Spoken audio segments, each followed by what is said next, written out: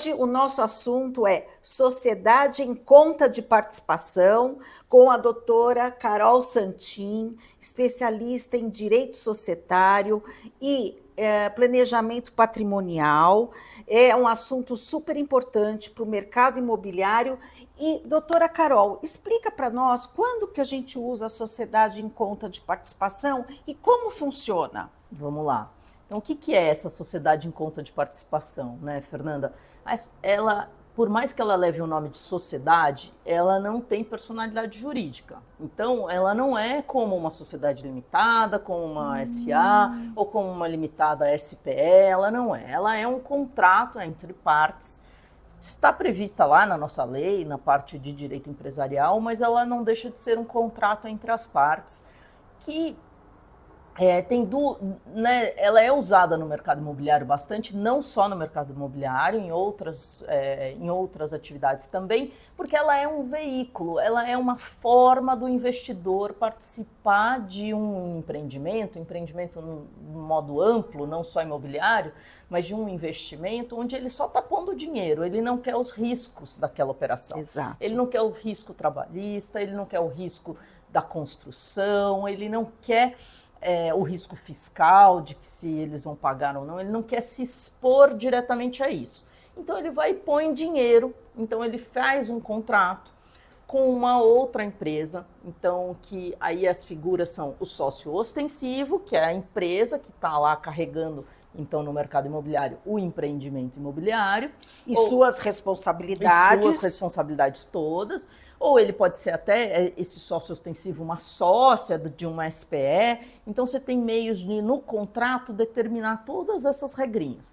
E esse investidor, que é o que foi procurado ou que procurou esse investimento, ele é o sócio participante, que há um tempo atrás era chamado de sócio oculto. Então, para a gente aqui, a gente sempre lembra, né, do sócio oculto na SPE, porque era um sócio que não aparecia o nome, que ninguém sabia quem era e tal. Hoje ele é chamado de sócio participante. Ele também não aparece, e ele não deve aparecer, porque se ele aparece, ele assume determinadas responsabilidades. Então, a lei mesmo diz que as responsabilidades do empreendimento ou deste investimento é do sócio ostensivo.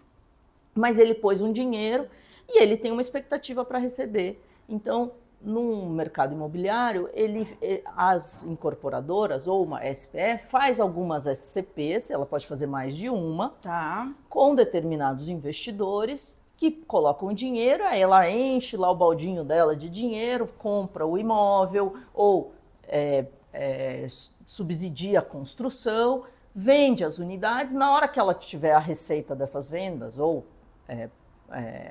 paulatinamente, conforme foram vendendo, ela vai distribuir para os seus sócios SPE e para os participantes das SCPs. Então, eles vão receber dividendos desse sócio ostensivo, que é uma SPE ou a própria incorporadora. E essa SCP, eu sei que também tem uma CNPJ própria, isso? Tem, isso mesmo. Ela, para efeitos de controle da Receita Federal, controle fiscal e controle tributário, ela tem um CNPJ também que não dá para ela uma personalidade jurídica, ele só dá um número para controle.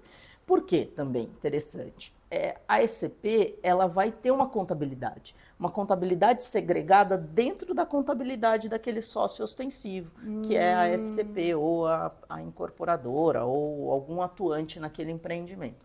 Então, ela vai ter uma contabilidade ali onde vai determinar os investimentos que ela teve, qual a participação que ela tem naquele empreendimento e as receitas que ela vai ter para poder distribuir. Então, isso é feito, os contadores sabem fazer. Tá bom. Quer dizer, deveriam, alguns contadores sabem fazer, tem que fazer, e é importante que faça segregada, e é importante que esse sócio participante tenha determinado controle ali. Reuniões periódicas com o sócio ostensivo, ou seja, ter uma governança, uma prática de governança corporativa importante para que ele tenha esse controle, para que ele receba os informativos, planilhas, registros contábeis de como que está indo o empreendimento. Por quê? Porque se o empreendimento não for bem, ele também tem responsabilidade. A responsabilidade dele está frente a esse sócio ostensivo. Se ele tem Se o objeto dele é participar de X% do empreendimento e esse empreendimento pode precisar de aportes, dependendo do que tiver previsto no contrato dele, ele vai precisar aportar.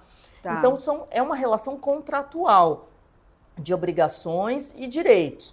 Mas, então, esse participante não é... Ele tem que estar de olho ali para ele também poder controlar o que ele vai receber em contraprestação a esse empreendimento dele, né? Esse investimento dele.